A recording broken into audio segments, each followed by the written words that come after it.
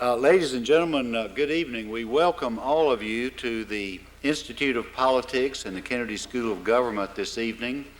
I know we're having exams. We've got theses that are now becoming due. A lot of things are happening. Students are getting ready to go home for spring break, as I am to Arkansas on Friday. So a lot of things are competing tonight. But for those of you who are here, thank you so much for attending. We have a wonderful show for you this evening. This is an interesting thing that we're doing. We haven't done anything quite like this, I don't think. And we're also going to have another night in April, and we're going to have a night with Lyndon B. Johnson.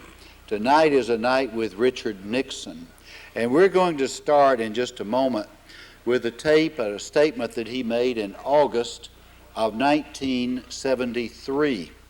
We have four eminent authorities, I should say historians, on our panel with us tonight. We're going to introduce those in just a moment.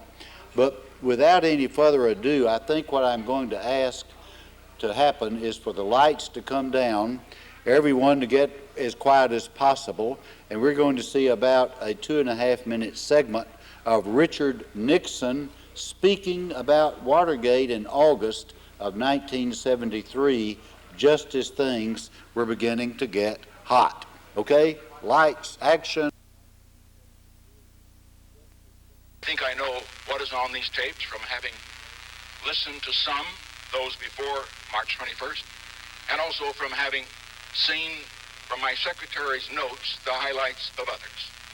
And I can assure you that those tapes, when they are presented to the judge, and I hope eventually to the grand jury, and I trust in some way we can find a way at least to get the substance to the American people, they will prove these things without question. One, that I had no knowledge whatever of the Watergate break-in before it occurred.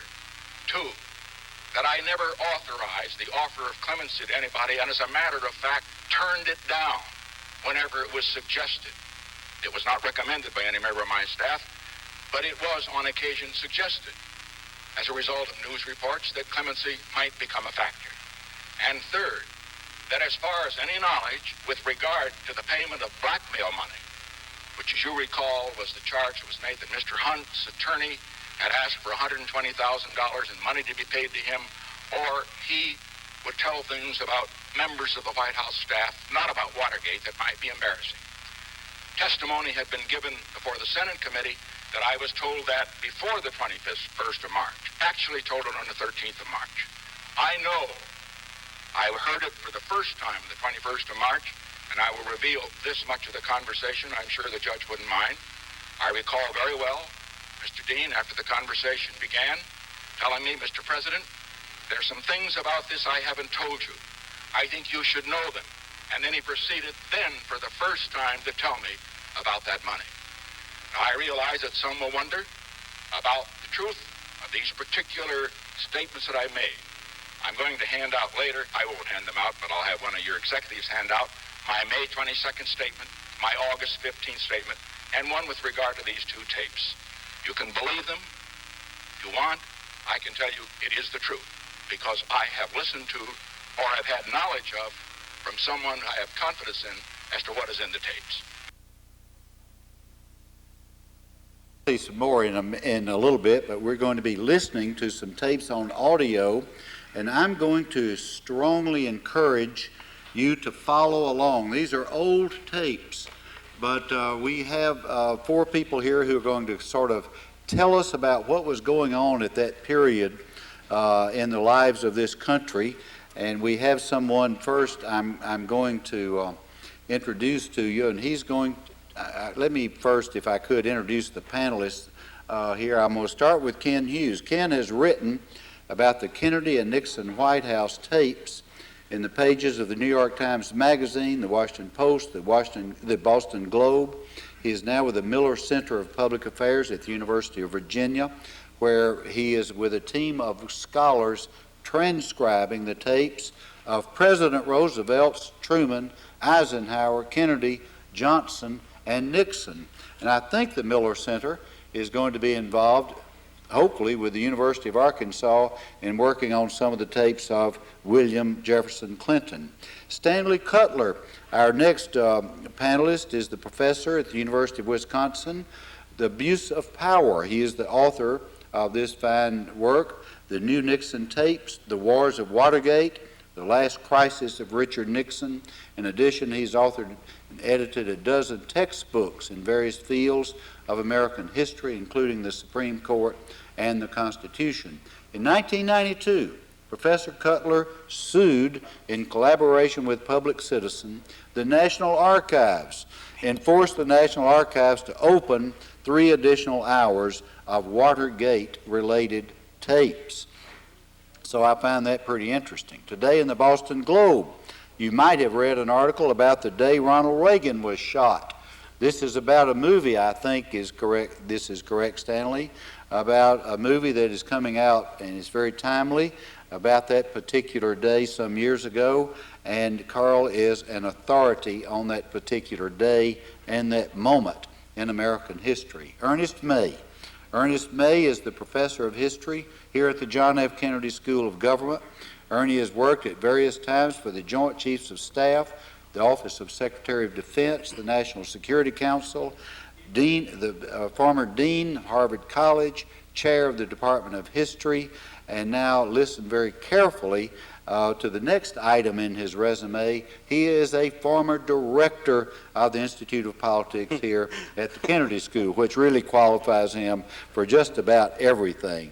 Some of his great works, The Uses of History for Decision Makers, America's Cold War Strategy, Interpreting NSC in '68, the Kennedy Tapes inside the White House during the Cuban Missile Crisis. He was, as you might recall, on this panel, on this stage, some few weeks ago, relative to the great discussion we had that evening on the Cuban Missile Crisis, 13 days. And Carl Weisenbach. Carl, we really appreciate you coming and bringing these tapes tonight from the Nixon Presidential Materials staff of the National Archives and the Records Administration. Carl is a veteran archivist, hope I'm saying that right, who started with the agency in the mid-1970s while working his way through college at American University. He has the unique, listen to this every day, can you imagine doing this? Every day he has the unique and delicate task of putting as much of the mammoth Nixon collection into the public domain as possible, while respecting the privacy interests of the late president, his family, and his associates. To date, over 1,200 hours of the Nixon tapes have been made public, and there's still 2,600 hours to go and to be ultimately released.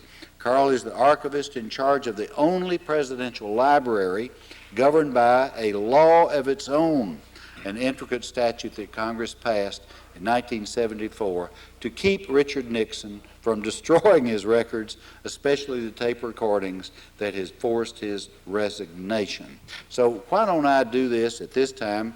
Why don't I ask Carl to come at this stage, Carl Weisenbach from the National Archives. He's going to set things in let's say, in proportion to where they should be at this place in history, and he's going to play a few of these tapes. Once again, when they begin, we urge you to follow along with the printed transcript. Carl Weisenbach.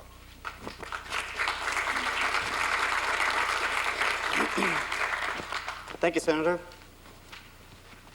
Before we listen to 4 Nixon White House tape conversations, I would like to put these conversations into context by giving you general information regarding Watergate, the ensuing cover-up, and abuses of governmental power.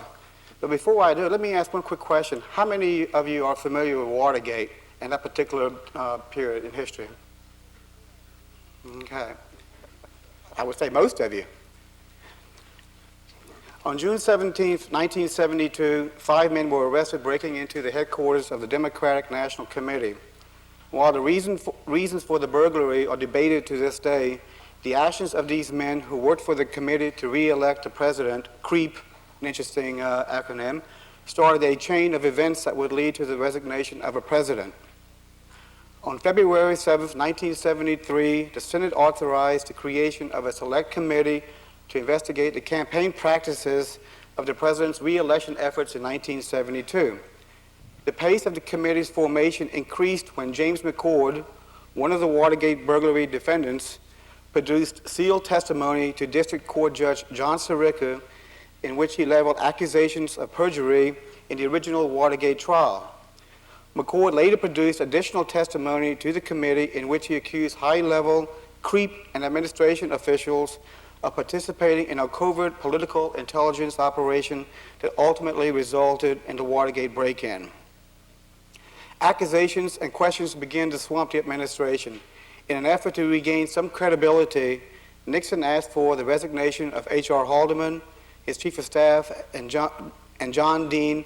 Ehrlichman, his domestic policy advisor, and fired John W. Dean, his White House counsel, on April 30th, 1973.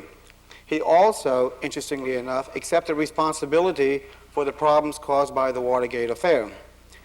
As the Senate Select Committee's investigation moved forward, it uncovered mounting evidence that pointed to involvement by high-level administration officials, including the president, in an effort to cover up the circumstances behind the break-in and other illegal activities. One of the committee's chief witnesses was John Dean. When Dean revealed that he had suspected that the president had recorded a conversation they had on April 15, 1973, the committee called a number of high-level White House staffers to testify. It was then that Presidential Assistant Alexander P. Butterfield revealed under oath the existence of a White House taping system. Nixon resisted efforts by investigators to invade aspects of his administration that he believed fell under the protection of executive privilege. In order to protect his administration, Nixon directed Attorney General Elliot L. Richardson to discharge Archibald Cox, the Watergate special prosecutor. Richardson had created the position with Nixon's sanctions in order to investigate the Watergate affair. Richardson and his deputy, William D. Ruckelshaus, refused to carry out the order and resigned in protest. Nixon appointed Robert H. Bork to the position. Bork carried out the president's order on October 20th, 1973, in what came to be known as the Saturday Night Massacre. This was not the end. Nixon's White House tapes soon became an issue since they provided the committee with a new source of evidence. Despite repeated attempts to keep the tapes in his custody, utilizing again the argument of executive privilege, Nixon finally surrendered them to the committee following an order by the Supreme Court in July 1974. The committee concluded its investigation in June 1974 by documenting numerous abuses of power by the administration, including the misuse of domestic agencies, the break-in and its cover-up, abuse of campaign practices, and obstruction of justice. The following month, the Judiciary Committee of the House of Representatives approved 3 articles of impeachment. This action forced Nixon to resign the presidency on August 9, 1974. So there we have a brief general history of Watergate. And I think at this time we'll go ahead and start playing some of the tape conversations. The first conversation I think you might find interesting is the famous smoking gun conversation. How many of you have actually heard that conversation? Okay, several of you. Okay. Let me just give you a brief description of the conversation so it'll make sense when you hear it. The first conversation, the famous smoking gun conversation. This conversation took place on June 20th, 23rd, 1972. It's between the president and H.R. Haldeman.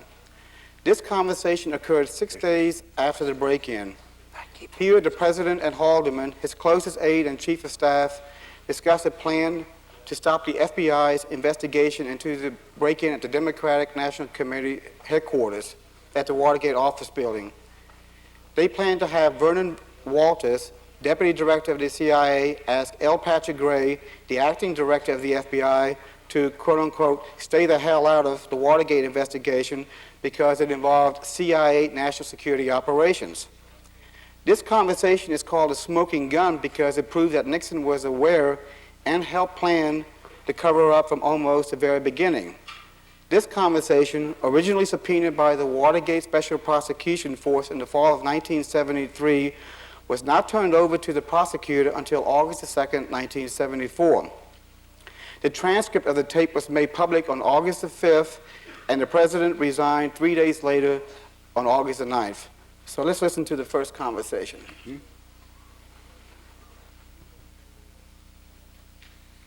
Investigation, the Democratic break-in thing. We're back in the problem area because the FBI is not under control because Gray doesn't exactly know how to control it. And their investigation is now leading into some productive areas because they've been able to trace the money, not through the money itself, but through the bank, sources, and the banker stuff, and it goes some directions we don't want it to go. Also, there have been some things like an informant came in off the street to the FBI in Miami where there's a photographer who has a friend who's a photographer who developed some films for this guy Parker. And the films had pictures of Democratic National Committee letterhead documents and things. So there's things like that that are filtering in. Mitchell came up with yesterday, and John Dean analyzed very carefully last night and concurs now with Mitchell's recommendation that the only way to solve this, and we're set up beautifully to do it,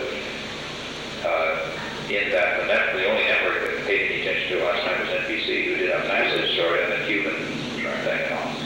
But the way to handle this now is for us to have Walters call Pat Gray and just say, stay the hell out of this. There's some business here we don't want you going any further on. That's not an unusual development. And that would take care of it. Pat Gray, you mean he doesn't want to? Pat does want to. He doesn't know how to, and he doesn't have any basis for doing it. Given this, he will then have the basis. He'll call Mark Felt in, and the two of them, and Mark Felt wants to cooperate because he's ambitious. They'll call them in and say, we've gotten the signal across the river to put the hold on this. And that'll fit rather well because the FBI agents who are working the case at this point feel that's what it is the CIA. But they're tracing the money to them. Well, they've traced to a name that they haven't got to the guy yet. Somebody here, Ken Dahlberg. He said he gave $25,000 in Minnesota, and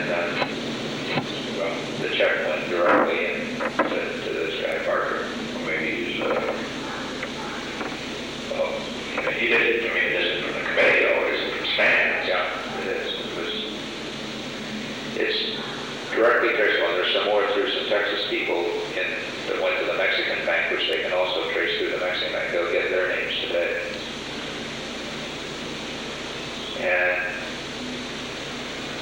well, I mean, there's no way that, I'm just thinking, if they don't cooperate, what do they say? That they were approached by the Cubans, and that's what Dahlberg has to say, and the Texans too, well, if they will, but then we're relying on more and more people all the time.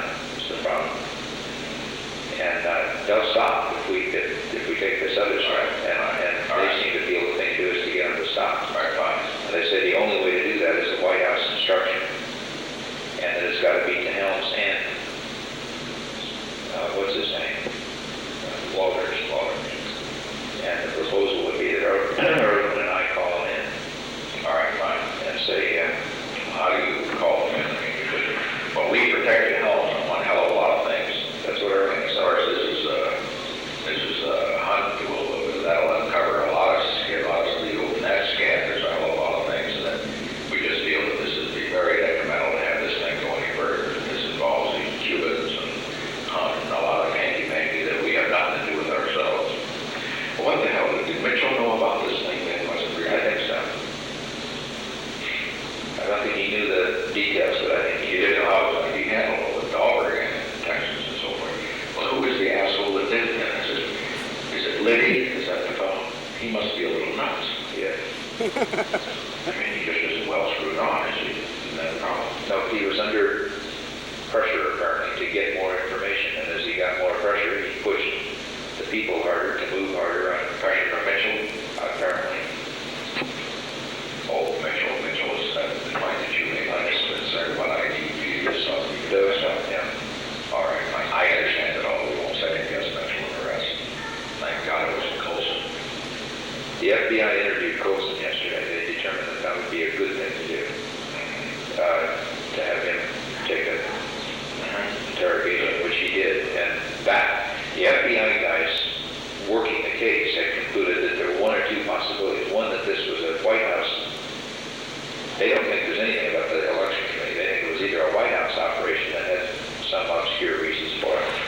non-political, or was the Cubans and the CIA.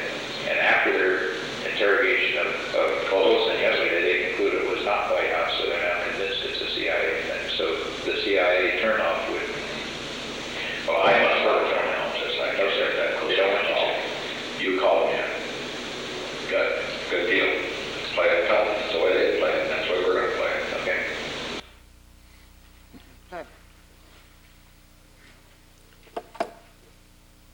Now we're going to hear the famous, or maybe infamous, cancer on the presidency conversation. In this conversation, the President's counsel, John Dean, explains that there is a growing, quote-unquote, cancer within the White House regarding the Watergate burglary. In this 90-minute conversation, he explains the origins of the burglary and the present problems, namely that more and more White House staffers and Nixon campaign officials were committing perjury and that they were being blackmailed by the burglars. Dean estimated that it could cost about $1 million, quote unquote. The president responded that he thought that was a manageable figure and he knew where he could get the money, quote unquote, in cash.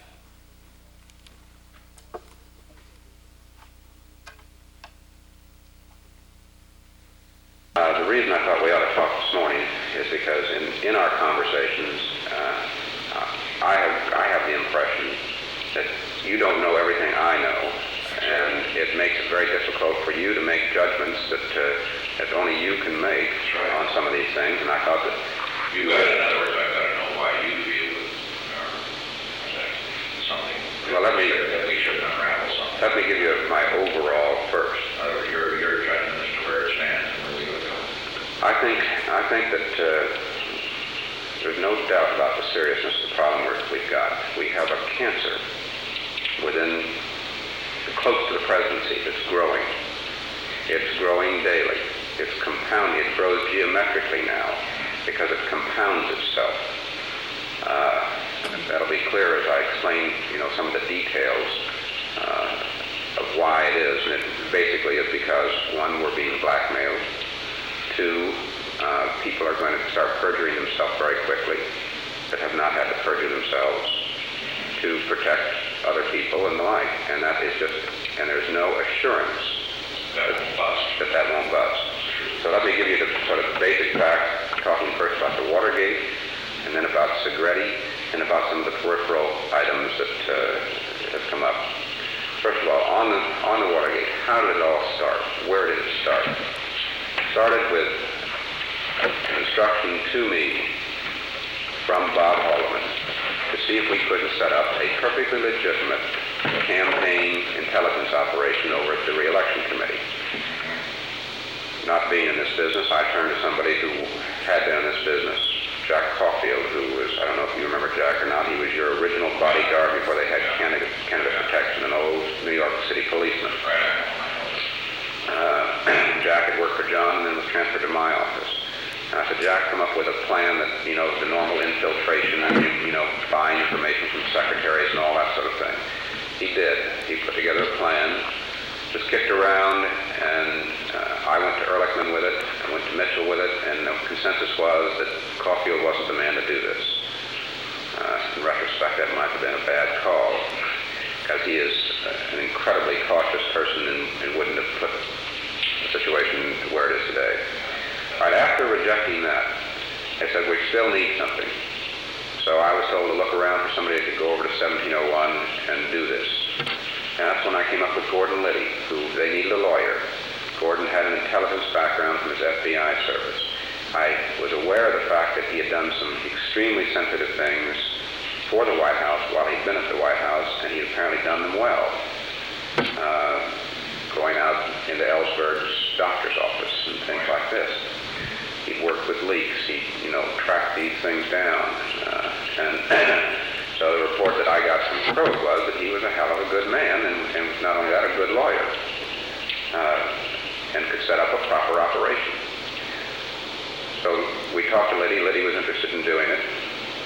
Took Liddy over to meet Mitchell. Mitchell thought highly of him because apparently Mitchell was partially involved in his coming to the White House to work for Crowe. Liddy had been at Treasury before that. Then Liddy was told to put together his plan, how he would run an intelligence operation. And this was after he was hired over there at the committee. Magruder called me in January and said, I'd like to have you come over and see Liddy's plan. January of 72. I'd like you to come over to Mitchell's office and sit in on a meeting where Liddy's going to lay his plan out. I said, well, I don't really know as I'm the man, but if you want me there, I'll be happy to. So I came over, and Liddy laid out $1 million plan that was the most incredible thing I have ever laid my eyes on, all in codes and involved black bag operations, kidnapping, providing prostitutes, to weaken the opposition, bugging, mugging teams. It was just an incredible thing. Wow. Where are the soft spots on this? Well, first of all, there's the problem of the continued blackmail, which will not only go on now, it'll go on when these people are in prison, and it will compound the obstruction of justice situation. It'll cost money. It's dangerous. The people around here are not pros at this sort of thing. This sort of thing mafia people can do. Washing money, getting clean money, and things like that. We just don't know about those things. We're not used. We're not criminals. We're not used to dealing in that business. It's a tough thing to know how to do. That's right. It's a real problem as to whether we can even do it. Plus, there's a real problem in raising money. Mitchell has been working on raising some money, feeling he's one of the ones the most to lose. But there's no denying the fact that the White House and Ehrlichman, Hallam, and Dean are involved in some of the early money decisions. How much money? I would say these people are going to cost $1 million over the next few years.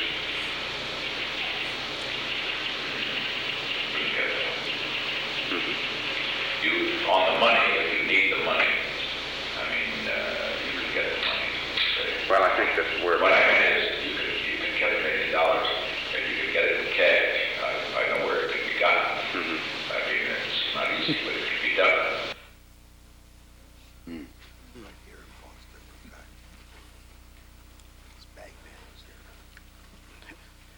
The next conversation is a telephone conversation.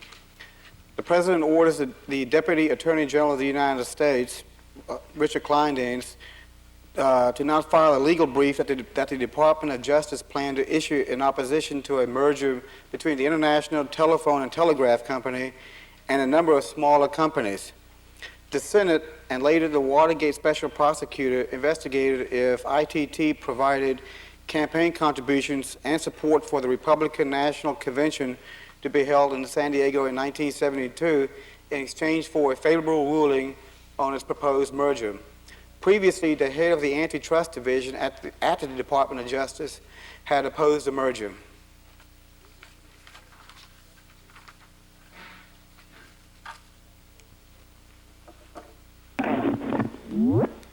Yeah. Mr. Kleindienst, Mr. President. Hi, Mr. President. Hi, Dick. How are you? Good. How are you, sir? Fine, fine.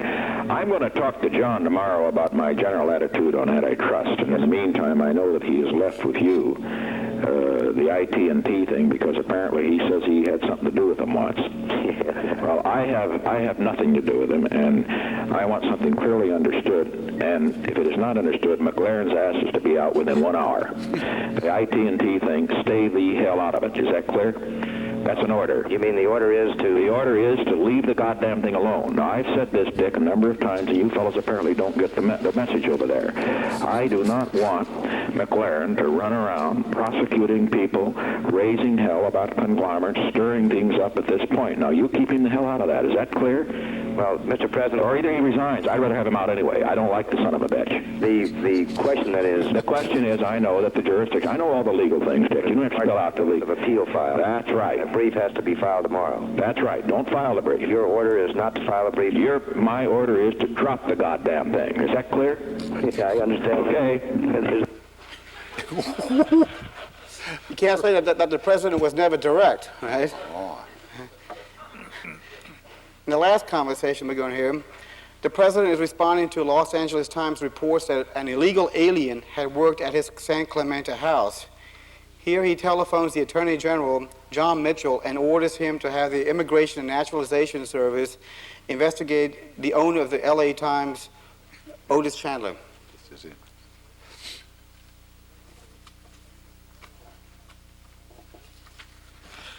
Sir, with all your other problems, there's one thing that I want done, and I don't want any argument about it.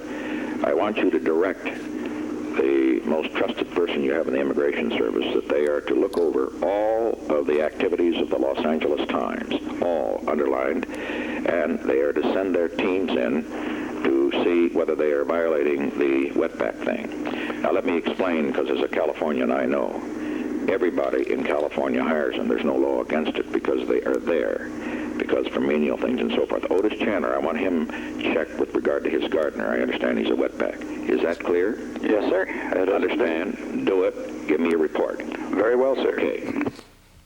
Well, all right. Carl, thank you. Let's give Carl a nice hand. He's Thank you.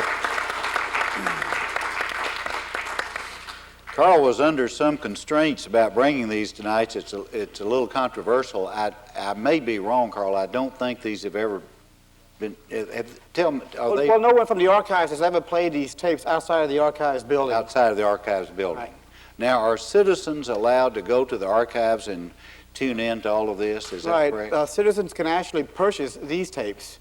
Unfortunately, the tapes that we've recently processed and released in the last 2 years, there is still a prohibition on them being sold to the public. So you have to actually come to the archives building.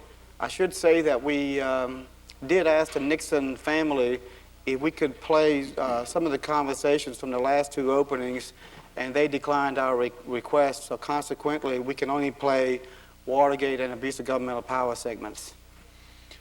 How long has it taken to get the so-called Nixon tapes, let's say, legally cleared? Maybe Stanley Cutler could help us a little bit here.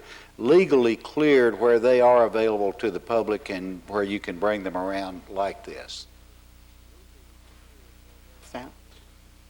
Well, there's an agreement in place as a result of the lawsuit. Well, first, I want to tell you that if Richard Nixon had received Moses's proverbial 120 years, we wouldn't be listening to these tonight, because he was determined that in his lifetime these would never be played, never be heard.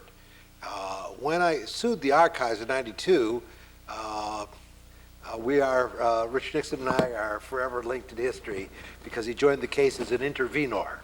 So I have my name and his name on a case together. I feel very good about that. But he died in 1994, and that totally altered the nature of the case. It's at that point that our lawyers showed the Nixon family and the Nixon heirs that all it was going to do was cost them money, because there was no way he could win on this. He could delay as long as he'd like, but there was no way to win. So we had this mediated settlement that makes the tapes available in blocks over until, 2003, is that right? Well, I think it's probably going to be 2004, 2005. Yeah, well, they still know how to propagate delays in the process, so it's still a time coming out, but it will all eventually see the light of day, and that's the status. Now, there's certain limitations, till certain dates, things can't be played in public, but now the materials that have been released over the last couple of years, reporters have been able to play some of that on the networks. So you've heard other things. And then as the technology keeps improving, the quality of the tapes that we're able to hear, it's getting better. For example, the smoking gun tape you hear. I haven't heard that in a while. The last time I heard it was at, of all places, the Nixon Library. They play it there. It's very, very clever because they play one of the earliest copies of it. You have to be so hip to what's going on to know what that's about. First, the fidelity is just terrible, but it's difficult to understand unless you know what the whole context of the conversation was about. And naturally, they play a snippet. And I talked to tourists there who would listen to it, and I'd say, "You understand what's going on?" "No, neither do I." I tell them, and just walk out. But now with the enhancement that we're able to do, you can hear things a lot better. I mean, the changes over the last few years are just astounding. So time is not on their side. Now, let me, maybe Ernest would be the one, or Stanley, either one, and we're going to go to Ken in just a moment. Tell us just a moment about John Dean. Was he the chief counsel to the president, and what age was he at this time in 73 or so? Well, John Dean was 32 years old. The former dean of the Harvard Law School, Ernest Griswold, said to me, he said, "Why, I don't understand these young puppies being counsel to the president." He said, "Look at Clark Clifford." Well, Clark Clifford was in his 30s when he was counsel to President Truman. He was White House counsel. He came aboard in 71, and John is, I think of all the people I've met, the Watergate story, I've met a good many of them. To me, he is the most interesting, most astounding of them all. He's got I never want to be his enemy. He's got a mind like a steel trap. Smart, clever, resourceful, and just one thing about the tape you heard with him on it there. If you listen to the whole tape, what it is really an attempt.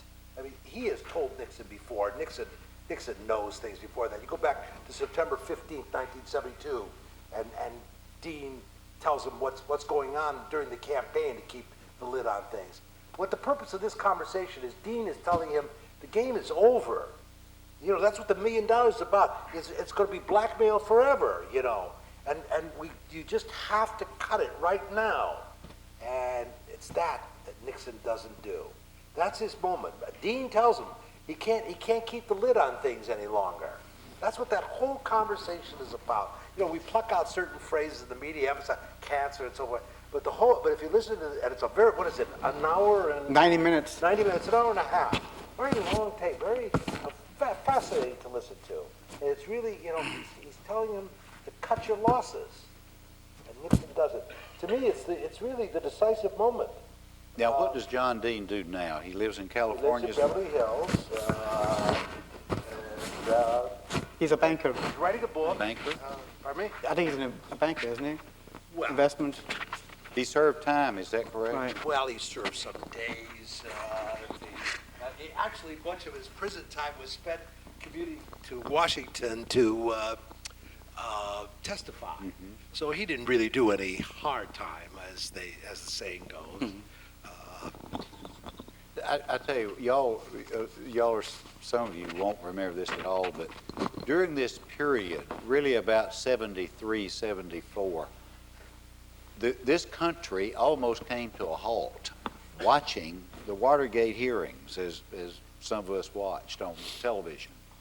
And it was the first time, I think, anything like that came into our living room, where it was just daily, and that's all people talked about during the days for a long time. And John Dean, I remember, gave some extremely dramatic testimony. Was that in the Senate to the Sam Erwin? That was before Okay. Senator Irvin's committee. Okay. What was that? Well, it's 244 pages, I think, in text, and he read it in this rather flat monotone, and he was on a total of 5.5 hours. And then came the questions from the committee, and the man's memory was truly astounding what he had put together, and the tapes have corroborated so much of it. But I remember one question where they were convinced, that they, being the Republican senators on the committee, were convinced that they had trapped him in an error because he talked about coming out of the Mayflower to meet someone. And no, it wasn't the Mayflower, it was the Mayflower Coffee Shop, an old restaurant, doesn't exist anymore, up the street in Washington. And this was the major error they caught him in. The Mayflower Coffee Shop as opposed to the Mayflower Hotel. They got those confused. It's an astounding testimony.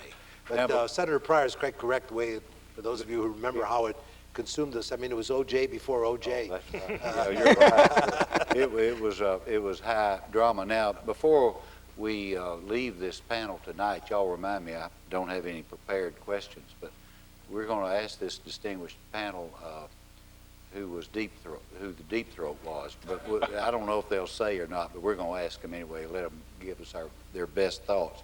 Now, Ken, tell us about your role, not only in the Nixon tapes, but in transcribing the tapes of the other presidents. Tell us about the Miller Center at the University of Virginia, please. I am in charge of everything else, everything not having to do with Watergate, everything not having to do with the abuse of power.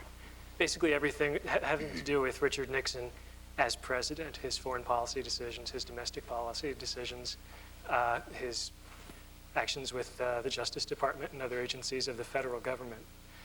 And it's sort of ironic that the Nixon family has, until now, only permitted the Watergate and abuse of power tapes to come out, because that means that what all of us get to hear Richard Nixon doing is committing crimes. And I was thrilled to join the Miller Center's team of scholars who are transcribing the presidential tapes of all the presidents that Senator Pryor mentioned, from Roosevelt through Nixon. And I'm starting with the Nixon tapes from the beginning. I've gotten through about a month and a half. And I got to tell you, it's not much more impressive. Nixon making policy and Nixon committing crimes have a whole lot in common. Yeah, you all look so happy to hear that. But the law mandated that the abuse of power. It did. The Presidential Recordings Act of 1974 mandated that the materials relating to things called under the generic term Watergate, that's the way the legislation reads, had to come first. So that's why the abuse of power stuff. And once Stanley Cutler's lawsuit succeeded, my employment became possible. So I say thank you. Stanley. And I want to give you just like a few highlights or lowlights of Nixon making policy, Nixon making foreign policy decisions. You all know that Nixon presided over the end of the Vietnam War. He signed a peace treaty in 1973. He negotiated, the negotiations reached sort of a climax right around the time of his re-election. The tapes reveal that that was Nixon's intention. He was in a terrible political bind in 1971, knowing that he had to end the Vietnam War in order to get re-elected, but also knowing that once he pulled American troops out of Vietnam, there was a very good chance that South Vietnam would fall and that the communists would run it over. He had to end the war, he had to not lose the war, so he had to time US withdrawal from the war as close to the time of his re-election as possible. And to the most interesting tapes I've heard is one with Nixon talking to Henry Kissinger, his national security advisor, early in 1971. And Nixon says, look, as soon as the North Vietnamese are willing to give up the American POWs being held in Hanoi, I'll pull the American troops out. And Kissinger reminds him, he goes, no, you gotta wait. You can't have Saigon fall before the election. So it makes me wonder how the families of those American servicemen who were killed in the last year of the Vietnam War will respond once they find what was most heavily influencing Richard Nixon's decision makings with regard to the conduct of that war. That's the most grim example. I'm going to give you a lighthearted one because you all look so depressed now. You don't know this, but Richard Nixon is the father of the Health Maintenance Organization, the HMO, the predominant form of health care that we have. How many of you are covered by HMOs? How many of you love it? Okay. Well, that's grounds for impeachment right there, you know. Stanley Cutler finally has something good to say about Richard Nixon. I'm happy with my... Yeah. Well, I am glad. I didn't realize that. In February of 1971, Richard Nixon introduced the Health Maintenance Organization Act to Congress. It did two extraordinary things. It put federal money behind starting up HMOs, and it required employers to offer HMO coverage to their employees. I got to hear John Ehrlichman, Nixon's chief domestic policy advisor, explain why HMOs are good. And what Ehrlichman says to him is, look, the financial incentives are to provide as little health care as possible so it saves money. In other words, the incentives all run the right way. So Pretty amazing. yeah. Ernest May, as a historian, may I pose a question to you? What, after all of these years, and after Watergate, and after the Nixon period, what did we learn from that period, and what did we gain from it, and do we have safeguards built in that are satisfactorily stable in such a possibility of this in the future not happening again? Well, the first question is too big to answer. That's a whole era with a very eventful era. And certainly a lot of safeguards exist against another Watergate. But I want to pick up, if I can, a slightly different point, which is I haven't heard any of the Nixon tapes except the bits that we've heard this evening and a few that Ken played for us down in Charlottesville. But I'm very eager to be able to hear, read transcripts of, and to hear a long segment of them. Because the tapes that I have heard a long set of are Kennedy tapes. As the senator said, Philip Zelikow and I edited the Kennedy tapes of the Cuban Missile Crisis. But we're now in the process of editing the remainder of the Kennedy tapes and other tapes. And we're about to come out in September with 3 volumes that are all of Kennedy's tapes for July through October 1962. And I learned more about the U.S. government as a presidency from listening to that whole series of tapes than I've ever learned before in my life. Because what you hear is a president who is not really sharing his experience with anybody else. That is, he has a meeting and he has a half a dozen close people there who are helping him think about tax bill. Then that meeting's over and there's another meeting. Maybe 1 or 2 people stay, some new people come in, and he's talking about the international balance of payments. There's some overlap, but only 1 or 2 people there know what happened in the earlier meeting, have any idea what the president knew or what's on his mind. Then all those people go away, and they come in, and they're talking about a nuclear test series. And then they're talking about an election in Brazil. And then the chairman of the House Ways and Means Committee comes in. You get this sense of the enormous dimensions of the presidency, of the extent to which an effective president has to know a hell of a lot about an enormous range of things, because all these people are coming in to take him prisoner. And he's got to know what the arguments are, how to ask the right questions of people. And it's just, and Kennedy's performance is quite dazzling, I think.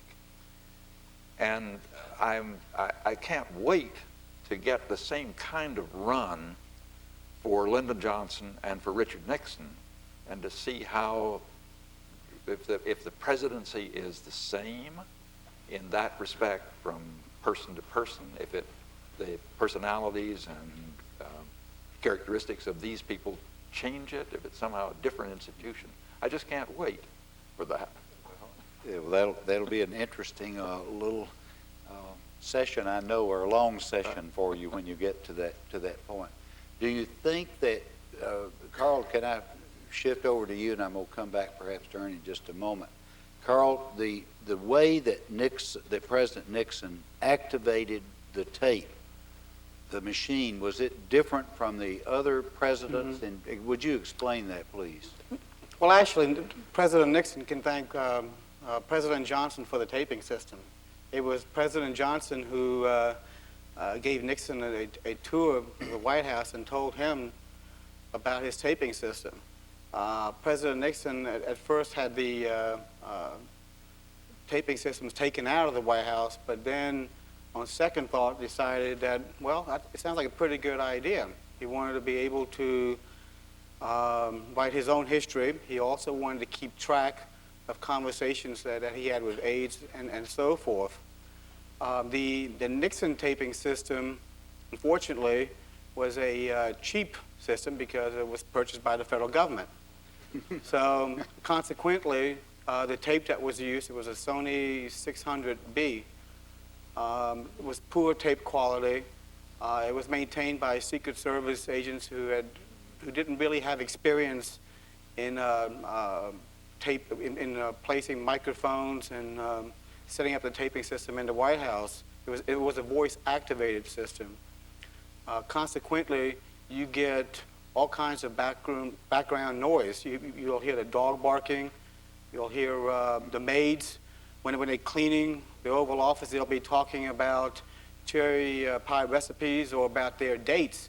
And those are the kind of conversations that we have to edit out, by the way. Trust me, it gets very interesting, to say the least. So, you know, well, I better not go into details on that. It's interesting. Well, now to our historians, if I may. Had Nixon destroyed the tapes, or had his secretary destroyed the tapes when the heat began to rise, would his presidency have been saved, or would it have been in graver danger? Would either of you care to speculate? Well, I've never thought of the question in quite those terms. I mean, the question that's always raised is, why didn't he destroy them? And we've had a lot of nonsense going around for 25 years of people all testifying, well, I told him to do so, or I told him not to, because this is so. Richard Nixon was his own man on this. There's not one reason to doubt what he tells us in his memoirs. He wasn't going to destroy those tapes. First of all, he never for a moment believed he would have to cough them up.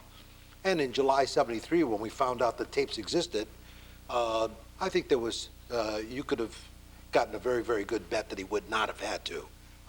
It's only after the prosecutors were able to triangulate a very, very compelling case of his being involved, potentially being involved in criminal activity, that the courts really forced him to give up those tapes. Those tapes, he talks about it in his memoirs. Those he regarded as his kind of life insurance against the testimony of other people, that he was going to have his record, which he would use as he saw fit. So these were very, very valuable to him. He was not about to burn them when we found out about it. Now, can just take off from that for just one second? I think Ernie just said something fascinating.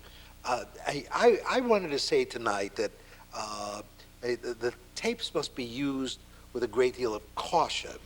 And at the risk of turning this into an introduction to critical methodology seminar, something you just said about how you are so impressed with how Kennedy conducted almost a virtuoso performance. And I can envision that. I have no problem with that. And certainly you would also agree, I know of, in fact, it's the surprising inarticulateness time and again on the Nixon tapes that strikes me. He was not a verbal man, despite all the way he would talk. Those were all very carefully prepared things that we saw on television and so forth. But in this ordinary conversation, you know, he's always groping, trying to find out what to say. And he doesn't strike me as a highly verbal man in these things. So I don't get that kind of impression from him, at least in the couple of hundred hours that I have listened to at some length. But the thing is here. The danger is here. I thought that Carl was going to mention this. Remember that Kennedy and Johnson had their fingers on the button. They decided what to record. Nixon's are always voice activated. So that's an interesting point right there in terms of he who controls the mimeograph machine controls the revolution, we used to say before copiers. But you got to remember that a lot of these conversations, I can only speak about Nixon's, they're contrived. Nixon and Haldeman will have a conversation. Well, what's this about break-in, plumbers, Ellsberg psychiatrist? I never heard that. Why, heck, if you listen to the conversations a week earlier, they're talking about it at length. But here, Haldeman and Nixon are clearly having a conversation for the record. Kissinger, in his memoirs, tells us about just such an incident regarding the Christmas bombing, where he feels he was set up by Haldeman and Nixon in a contrived conversation, whereas they're trying to maneuver Kissinger into saying that he was responsible for the whole policy in case it went bad. They could have the tape saying it's all Kissinger's fault. It was Kissinger's idea and so forth. So the more I go on with this, I mean, we have the media abusing things. We're playing these sound bites in isolation. As I told you about describing the March 21st tape, the thing really deserves to be listened to in its entirety, in some kind of context. We got to be careful about plucking these things out and Nixon babbling about wetbacks, let's say, you know, and taking that and blowing that into some, that's trivial in the long run of history. Much more important than these conversations, and we know about a good many of them now between Kissinger and Nixon and politics and Vietnam. Those are very important. But there's also, we must not lose sight of the fact there's an enormous paper record that historians must deal with in this thing, that the tapes cannot be dealt with in vacuo, in isolation from everything else. There is still old-fashioned historical scholarship with records to deal with here. Ernie, do you have a take on any of it? Oh, only that certainly Stanley's absolutely right. You couldn't reconstruct exclusively from the tapes, but that the tapes do constitute a source unlike any other that we possess, and you can't use them by themselves, but on the other hand, they are in a sense less doctored because the written record is written for a purpose, and it is in somebody taking notes, even a very conscientious note taker who will include in it some verbatim excerpt still leaves a lot out, has emphases in it.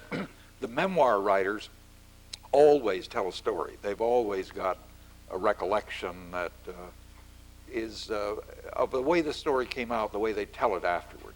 When you've got the actual conversation going on and you can hear it, it has dimensions that no other part of the record has. So I think it's just a unique source. And as I said, for the presidency, the sense that you get of the job of the president, at least from these Kennedy tapes, is it's just different from anything I've ever gotten, from anything I've ever read or heard. You know, I had, my wife and I had the pleasure of listening, it was kind of scary, to the diary of H.R. Haldeman. He reads his, I guess it's him reading his diary, or is it someone else? No, it's someone else, isn't it?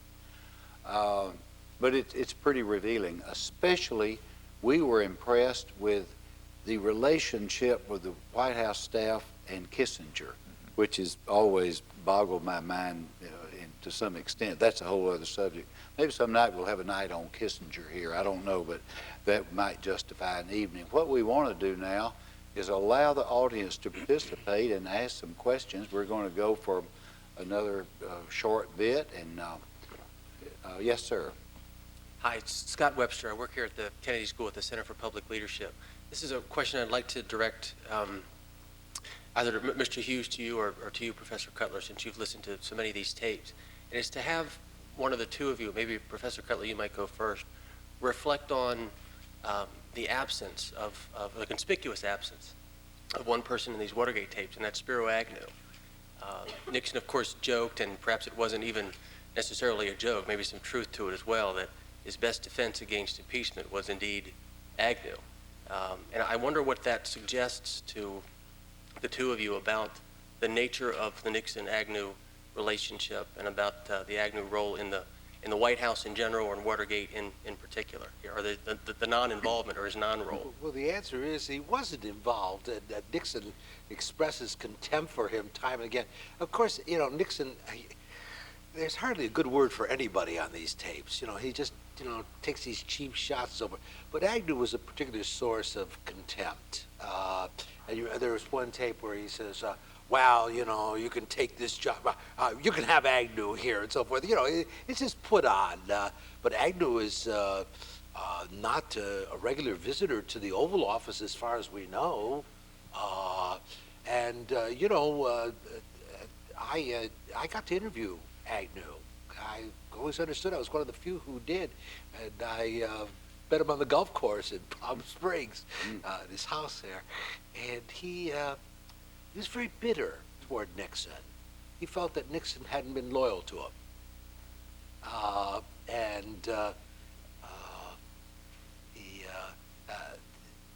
he kind of liked my idea that Nixon made a huge mistake when Nixon didn't back impeachment for Agnew.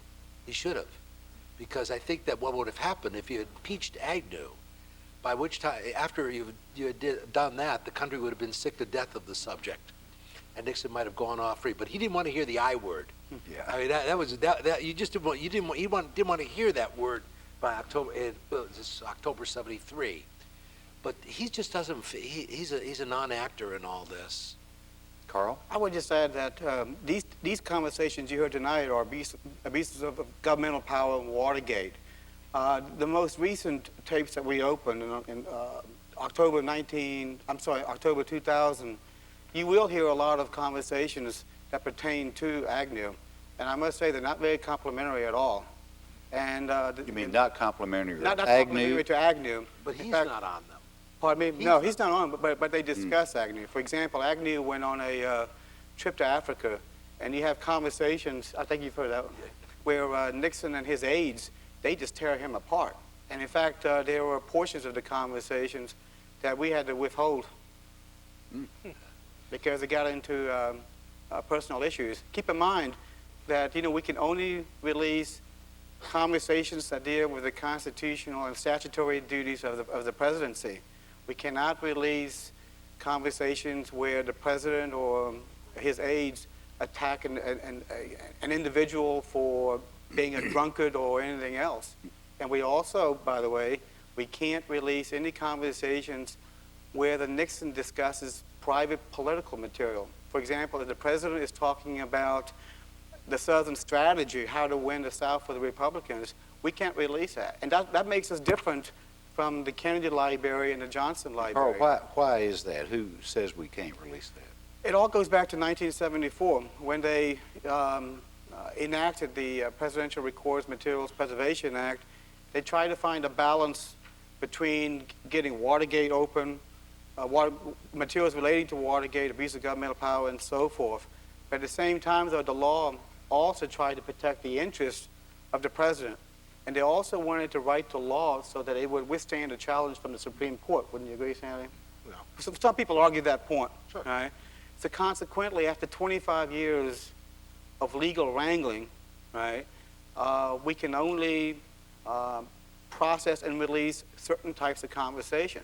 So my point would be that when you listen to a Nixon conversation, it's going to be different than listening to a Kennedy conversation, because you're only going to get certain types of conversations released. For example, at the Johnson Library, there's a great conversation where the president calls Mrs. Johnson. Actually, Mrs. Johnson called the president, and the president said, "Honey, what do you want?" And Mrs. Johnson said, "I only wanted to tell you that I love you." That's open. At the tapes that we process and release, you're not going to find any kind of conversation that shows Nixon having love for anybody, including his wife. and that's a fact. And that makes us different. So I'm always concerned about getting the whole record out. Well, let me just ask, here the Institute of Politics is to encourage young people to consider public service, public life, politics, government. If they become president, do you recommend they have a tape machine or not? I wouldn't. Because it's very difficult to process the tapes, because you have to, because you have to be concerned with privacy issues of the president and his family. Bill, go ahead, sir.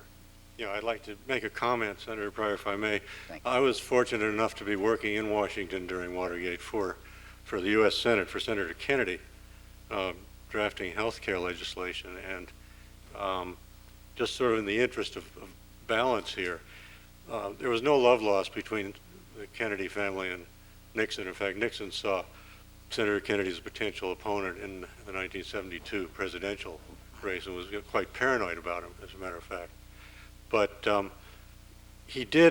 what makes him such an interesting character is that he really did do some very interesting and what today would be looked upon as progressive things. And his problem was he was the guy everyone loved to hate. So it's hard to separate his personality from some of his policy initiatives. For example, HMOs, which you mentioned earlier, were considered to be a liberal idea in 1972. And the only opposition to them during extensive hearings came from the American Medical Association, who was afraid they'd have an adverse impact on their income. Nixon was the first president to advocate substantial federal support for doctor training and other health professionals. He proposed a national health insurance program that today would look pretty good to most liberals. And of course it failed because of opposition from a variety of sources. He did end the war in Vietnam, which he inherited from the Kennedy and Johnson administrations. His welfare policy today would be viewed as quite progressive, developed by Pat Moynihan, who then worked for him at the time. He did open China. And I mean, I'm certainly no Nixon apologist. I think he did a lot of very despicable things, as is evidenced by this panel today. But he wasn't all that evil. We certainly had little use for him at the time, but I think if you look back on his policies, as his presidential policies, some of them would look pretty good in view of today's climate. We thank you for that perspective. Thank you very much. Yes. Two quick questions. Professor Cutler, who paid for for the lawsuit to get the release of the Nixon tapes? Well, my co-plaintiff was Public Citizen, the litigation arm of what used to be considered the Nader operation. This is, it's a public interest law firm, and they did it. And then, of course, as the victor, they're entitled to reimbursement for their fees. It wasn't all that much compared to the way those things can run, but they're the ones who financed it. Yeah. And I did. What became of the missing 18 minutes? 18.5-minute gap. What happened to those? Have they reappeared, or are they gone for good? No, they haven't reappeared.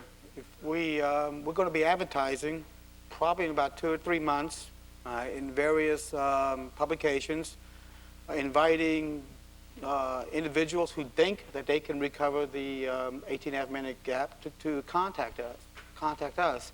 And we're going to set up a testing system before we allow them actual access to the 18.5-minute gap. Is your guess that they're destroyed or that they still exist?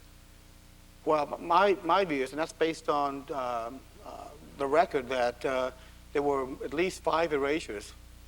And, pardon me? Probably more than that. Some people say 11 erasures. Right?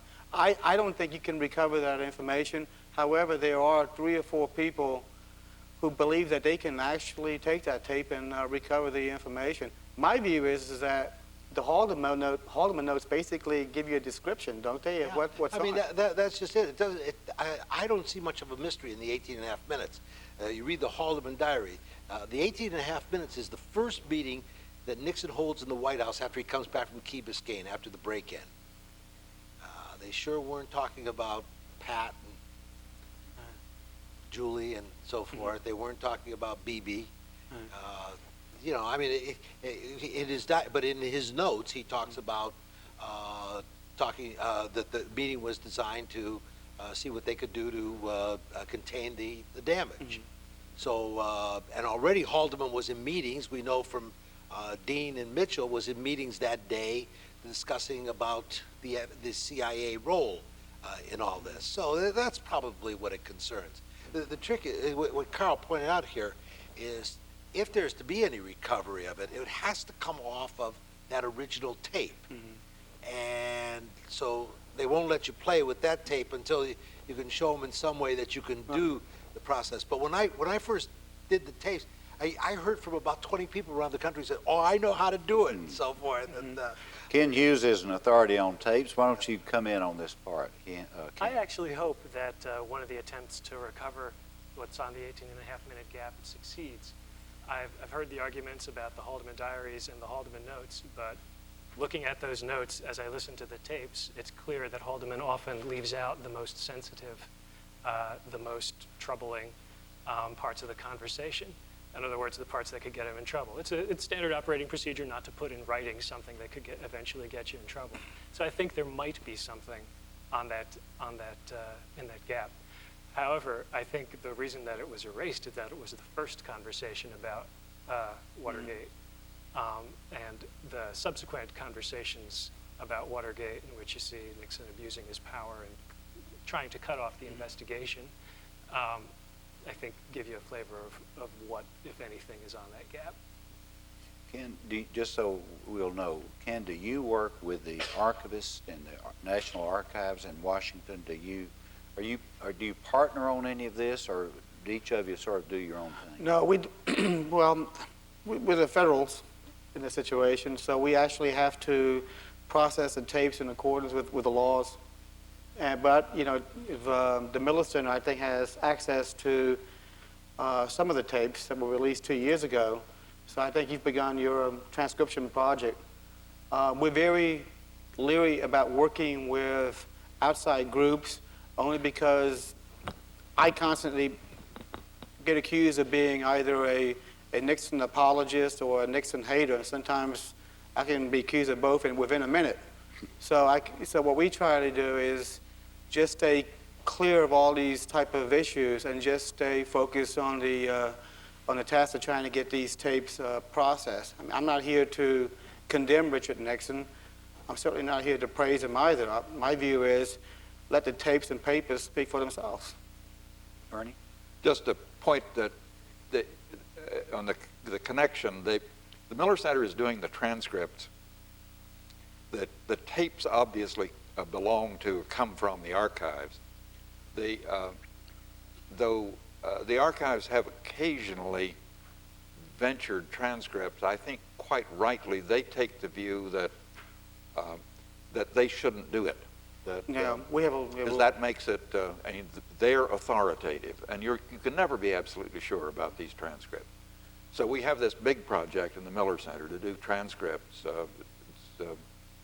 and they will be as close to being authoritative as they can be, but they're not going to be a government record in the way in which the archival takes it. In addition to your many other duties, Ernie, you're on the board, is that right, of the Miller Center at the University of Virginia? Yeah, Philip Zellico and I are the general editors of these transcripts. Okay. Another question right here, please. Mention has been made of the Kennedy, Johnson, Nixon tapings. What was the practice of subsequent presidents? And someone might have alluded to or mentioned that Clinton was taping some conversations.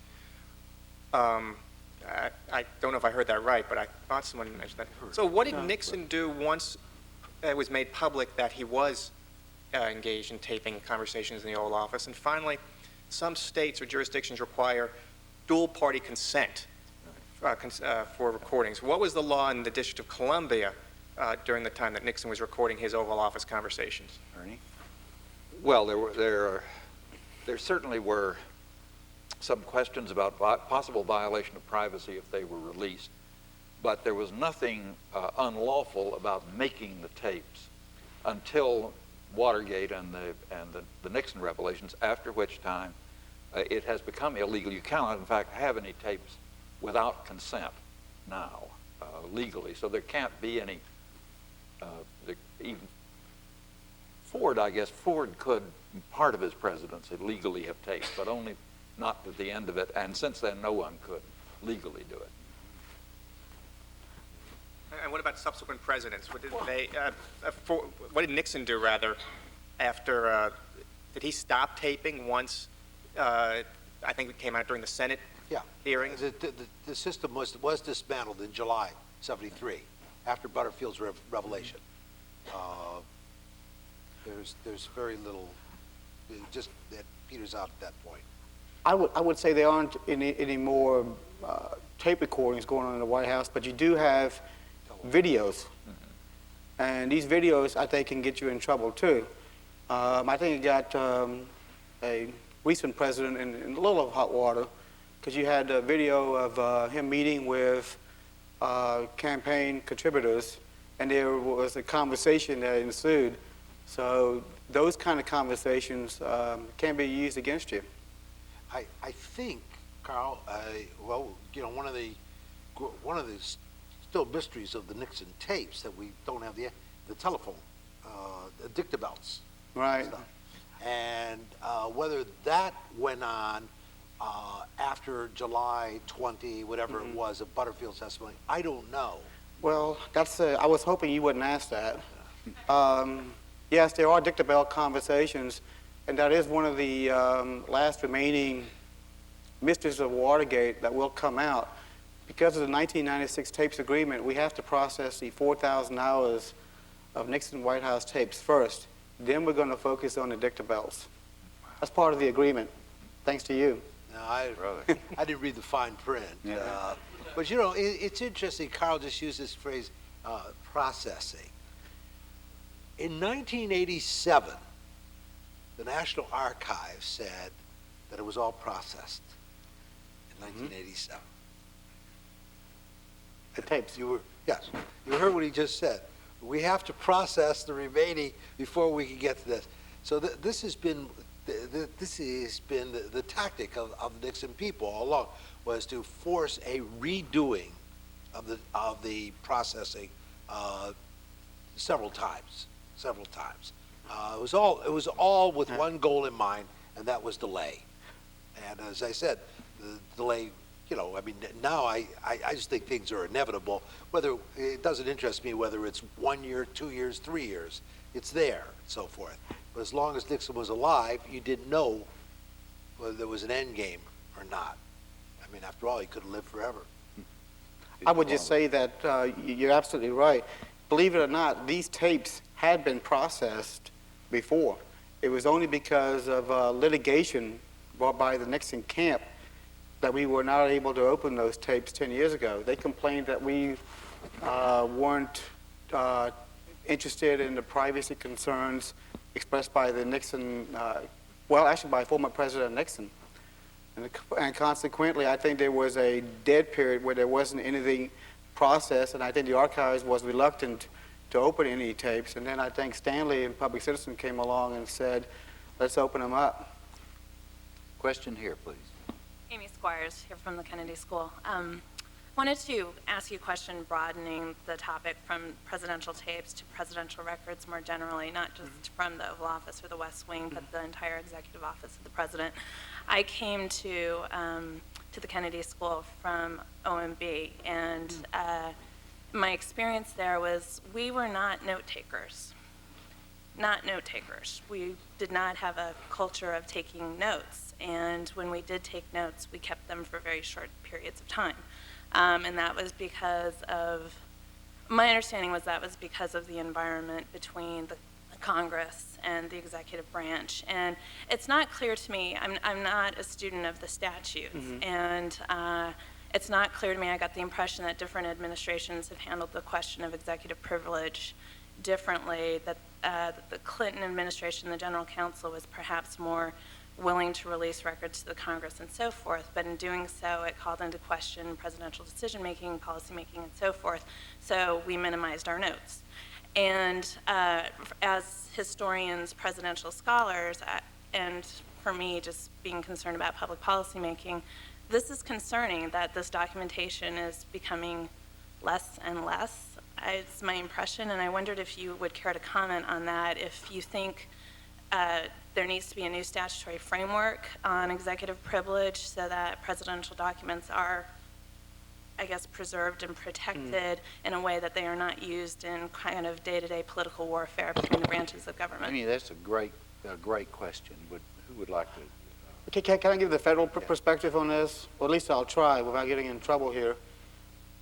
Nixon got the ball rolling in 1974 when they passed the PRMPA.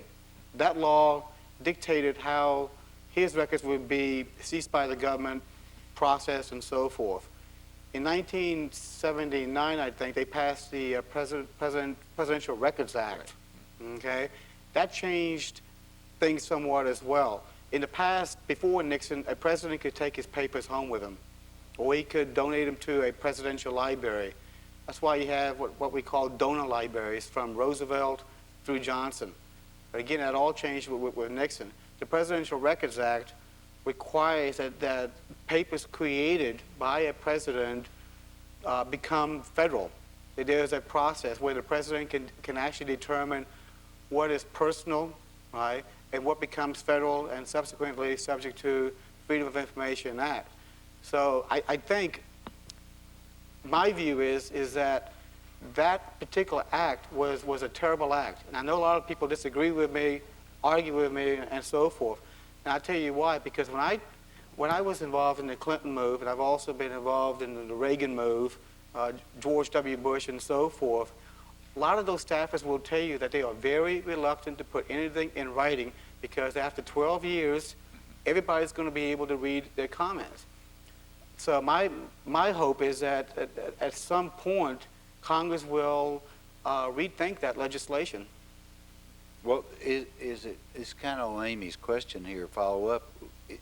Am I not, I think I'm correct in saying that almost everything the White House had at one time was basically subject to subpoena by the Congress. Is that correct? Or by the Kenneth Starr?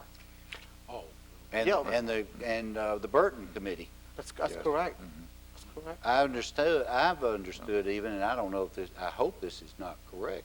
I've understood that this is the first president who is leaving the White House without a diary or a journal, and he did not keep one for fear that it would be subject to subpoena. Is that? Well, then I think that buttress what I'm trying to say here. That's why I'm opposed to PRA, and I think if former President Clinton chose not to do a diary for that reason, I agree with him 100%. You know, along those lines, to me, working with Nixon, the best stuff I've ever seen out of him were these wonderful memos that he dictated every day to Haldeman, which were in effect Haldeman's marching orders, and they're just filled with comments. And I mean, you see this. He sees himself as the man on top. Directing everything. I said before that I did not consider him a highly verbal man, but in dictating these memoranda, oh, he's highly verbal there, and there you can get a sense of that range you were talking about. So yes, I do agree with you, except that he did not articulate it. It went on paper, but I doubt now if we're going to see stuff like that. Carl's point exactly, which is kind of tragic because that's the kind of stuff that you take and you assimilate over a period of time. And I mean, this is really the goal for historians. But I think that stuff is pretty much over with. No, I agree entirely. And I have to confess, I was on the commission that drafted the Presidential Records Act. Well, it was a mistake. We made mistakes. It seemed like a great idea. Well, there were unintended consequences. Absolutely. Right. No, but it's just been driven into the ground by the fact that every single piece of paper that is generated becomes up, and you're theoretically you make a little note in the White House, and you're not supposed to be legally able to destroy it. You can't tear it up or burn it.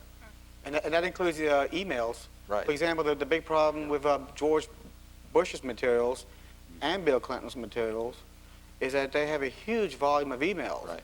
I think there was one White House system in the Clinton administration that had something like 2 or 3 million emails. So now it's going to be up to the archivist to go through those emails because they've been subpoenaed. So the various committees or whoever, they want certain types of messages, culled from that massive body of emails. It's almost impossible to do that. If any of you ever want to from now on get in the National Archives, you know how to do it. Just email the president, and it'll wind up there. George Bush, Amy, was that all your question? Yeah. Thank you. That was a very good line of question. Yes, sir. Can't do email. I've also got a question on this issue of ownership of presidential materials. I don't want to keep beating it into the ground. But wasn't there a major multi-million-dollar settlement between the archives and the Nixon family in order to get ownership? I guess why did that Why did that take place? And with this act you were just talking about, does that then mean that with future presidents and future materials, the archives will not have to pay to get those materials back or whatever? Yes, no, Nixon's material was not covered by an act. It belonged to him, just as previous presidents had been able just to cart things away. But then the question, how did it become federal property? And you've got this, but that is not true for any later president. But wasn't this a multi-million-dollar settlement? You talk about the compensation trial. Yeah. That was where the Nixon, President Nixon felt that the seizure of his materials was an illegal act. It was revenge by the Democrats and so forth. And I think they called it the taking, am I correct? They called it taking. They called it the taking. I'm not a lawyer, okay? To make a long story short, the Nixon estate felt that if he had been able to take those papers home and create a presidential library, he would have been able to profit from that. Consequently, since they ended up in our facility, he sued the federal government. He sued for the taking of the papers. He asked for $35 million. Now, that might not sound like a lot, but when I was in the courtroom, the lawyer said, plus compound interest. So everybody perked up when they were talking about compound interest. It was actually for $125 million. Ooh. But this suit had been going on for 20 or 25 years. 3 years ago, we actually had a trial. I was on the witness stand for a week, being grilled by the Nixon lawyers. It was one of the worst experiences I've ever had.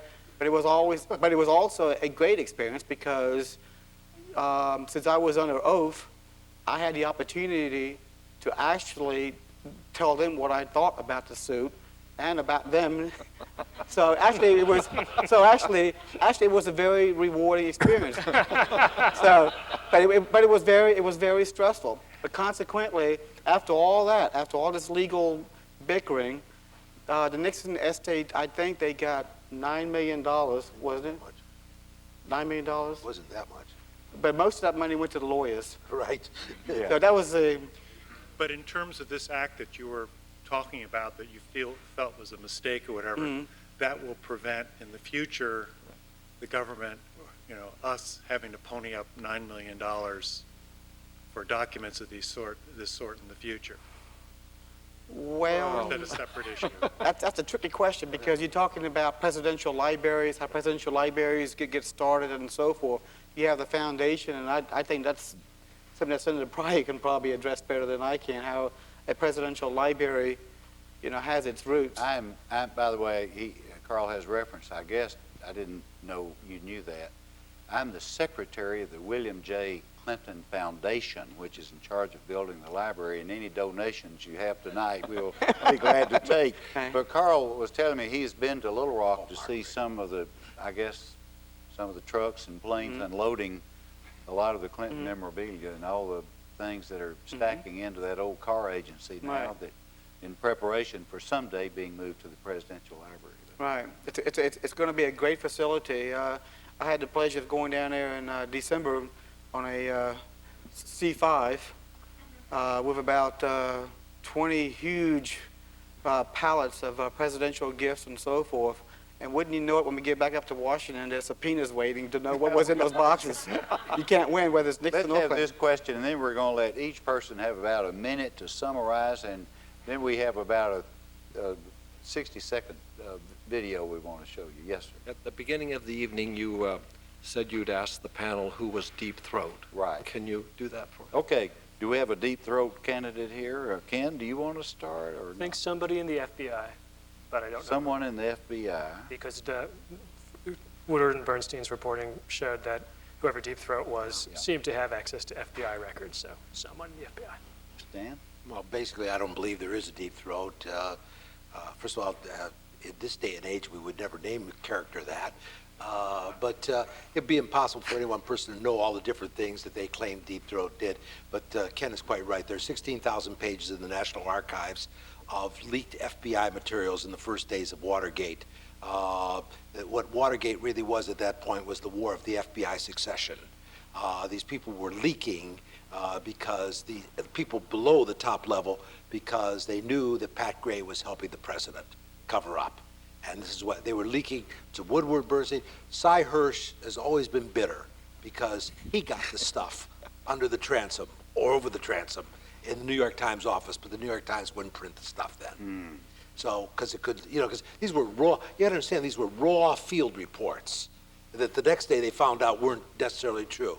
But, so Ken's quite right, the beginning stuff it's clearly FBI, clearly FBI. Does Leonard Garmatt, in his new book, does he reveal who he thinks? Yes. Who does he think? Well, his candidate of the month is John Sears. I mean, Leonard has a different candidate every month. Oh, okay, all right. Yes, Ernie, do you? Writes another book. Okay.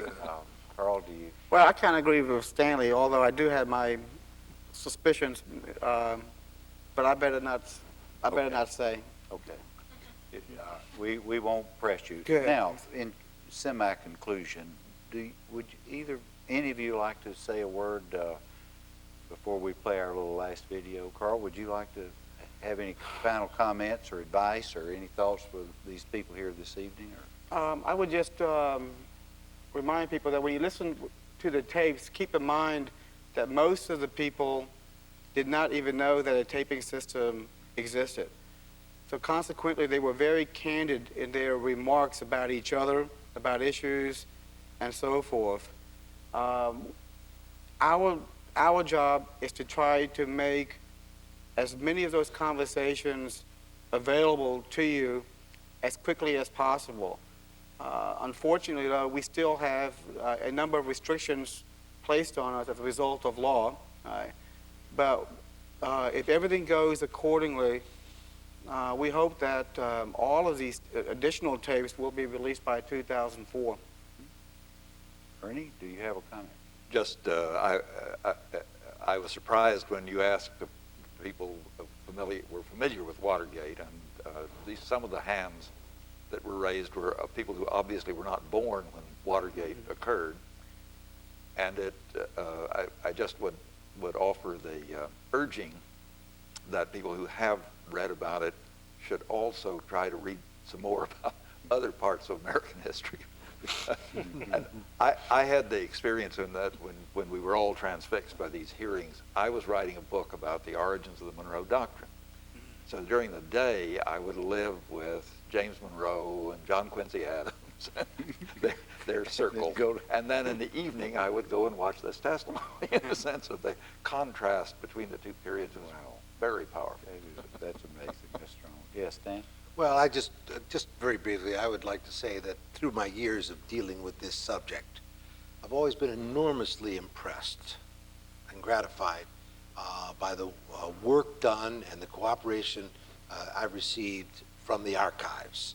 I'm talking about the working level. I'm not talking about the leadership. The National Archives, unfortunately, is a highly politicized place right now. That's interesting. Well, I think it is. It's terribly politicized. Things are done. I think that the decision to fold and pay off Nixon with the $6 million, whatever it was a highly political decision, because certainly the judges were indicating that the case was going nowhere. But the working people at the National Archives have done a magnificent job of organizing this stuff, making it available. I mean, it's just an incredible operation, and really, we're all in their debt. We can all ascribe to that. Ken? I think it's probably every presidential historian's dream to be able just to sit in the Oval Office and be there as a decision is being made, hear what's said, know what's decided, see it, or hear it exactly as it went on. The Nixon tapes make that possible. We at the Miller Center are going to put some of them on the web eventually so that y'all can hear them and also see whether we're accurately transcribing them, which is an important thing. And also do that for earlier presidents as well. And I just hope everybody in America who's always been interested in the presidency takes advantage of this and gets a chance to get a real feel for what it's actually like. Well, I tell you, on behalf of all of us, I want to thank the four of you. You have certainly illuminated and brought to our attention a lot of things that I certainly didn't know about. And it's been an education for me, and I believe it has for the audience, and I know that, and they all appreciate it. Let's give this group a nice hand, ladies and gentlemen. And in conclusion, we'll ask the lights to go down a moment. We have about 2 minutes of final film here I think you'll like to see, maybe. And so I say to you on this occasion, we leave. We leave proud of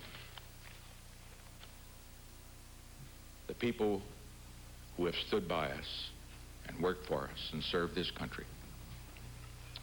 We want you to be proud of what you've done.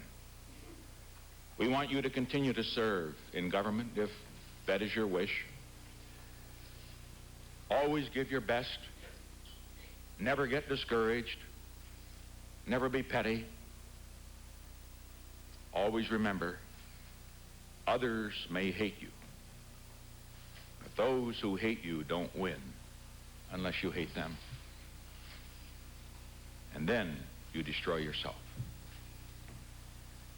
And so we leave with high hopes, in good spirit, and with deep humility, and with very much gratefulness in our hearts. I can only say to each and every one of you, we come from many faiths. We pray perhaps to different gods, but really the same God in a sense. But I want to say for each and every one of you, not only will we always remember you, not only will we always be grateful to you, but always you will be in our hearts and you will be in our prayers. Thank you very much.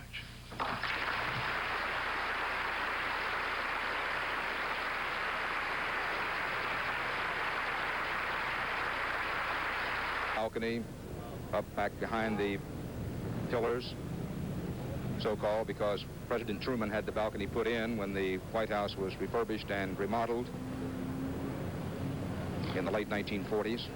The White House, yes, Walter? Excuse me. And there's the president coming out. I was going to say something else, but here he is on the south lawn already. They are emerging from the so-called diplomatic entrance downstairs. There is the man who will be president in another couple of hours, Gerald Ford and his wife, Betty Ford. Phil Jones is on the south lawn there. Phil? Walter, as you can see, Mr. and Mrs. Ford have joined the Nixons as they make the last walk out to Army One, the helicopter, just before the Nixons appeared here at the South Portico. His personal secretary, Rosemary Woods, came out with tears in her eyes. Ron Ziegler, the press secretary, fighting back tears.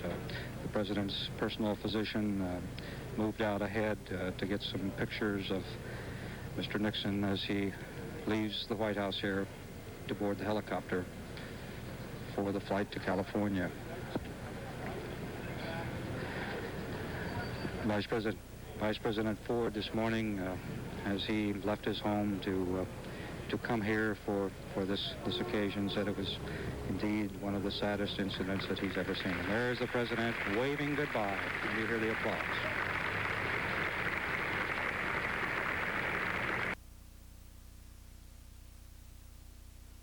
Of American history tonight. Once again, let's thank our panel. Thank you so much. Thank you all. Good night.